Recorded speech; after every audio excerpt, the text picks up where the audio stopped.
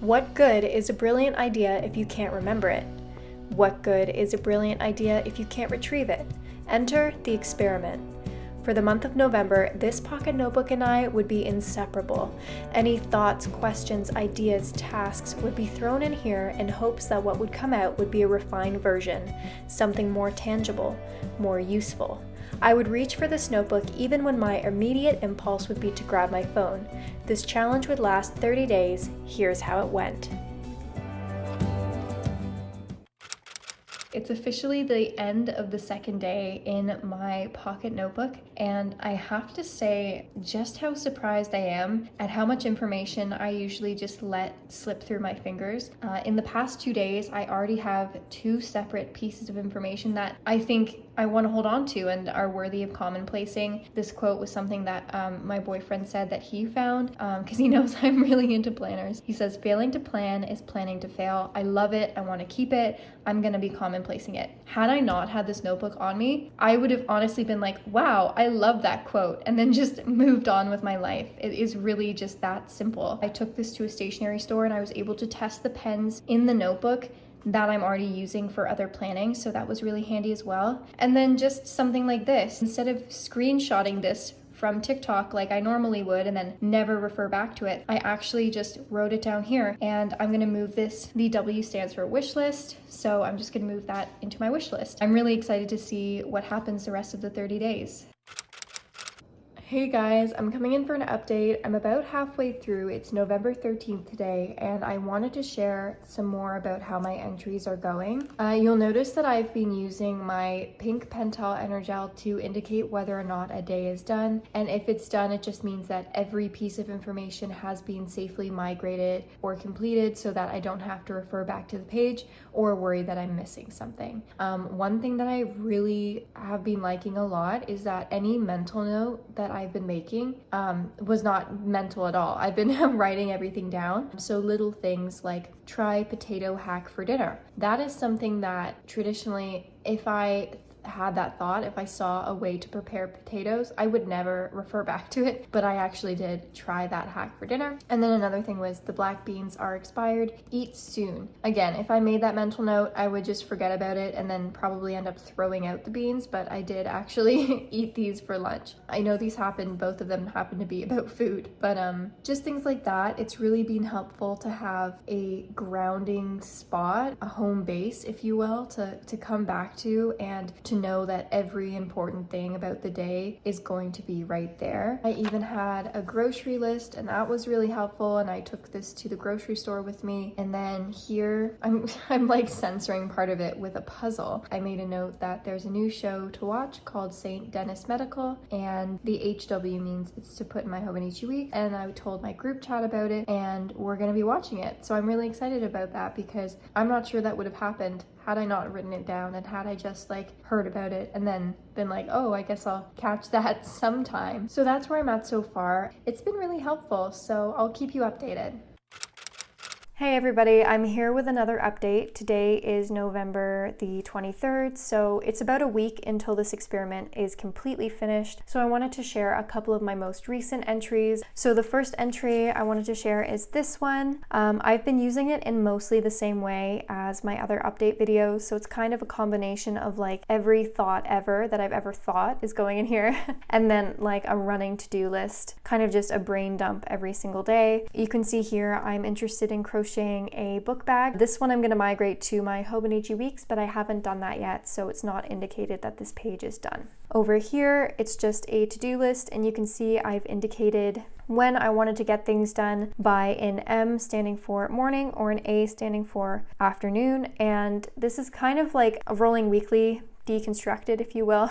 I'm still doing my rolling weekly in my hobonichi weeks, but I kind of use them in combination with each other. Moving on, this was my most recent entry from today. I just went for a little walk, so I didn't take my phone with me, but out on the walk, I thought of some song lyrics for a song idea, and so I just wrote them down here, which I'm actually happy I did, because usually if I think of a song tune or a song lyrics, it almost like evaporates from my brain as soon as I think the thought. So I'm happy I have this. It's concrete. Even if I don't end up using it, I'm just happy that I had it written down. With this, I've been using the Traveler's Company little brass pen. It's so petite, so it fits right here. I wouldn't say the ink is my favorite. It's kind of scratchy, but it's really teeny tiny. You can post it like a fountain pen, which is pretty cool.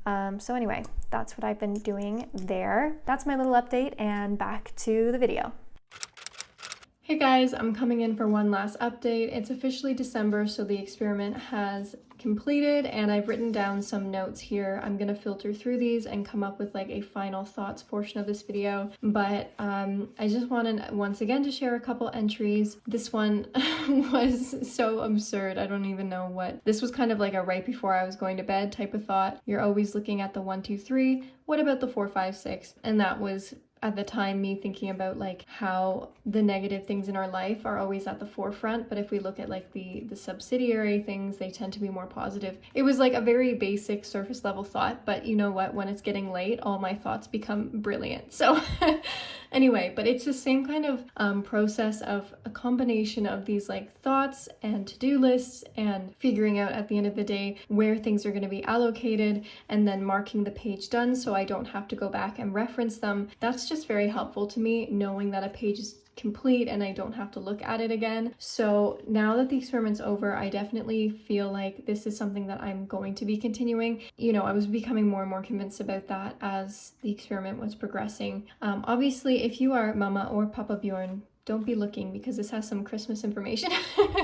Anyway, so I will come in with a final, like my final thoughts. Let's skip to that. All right, everybody, the experiment has concluded, and I've had a chance to kind of gather my final thoughts, and I'd like to share them with you now. I have my spearmint tea because it's been quite the experiment.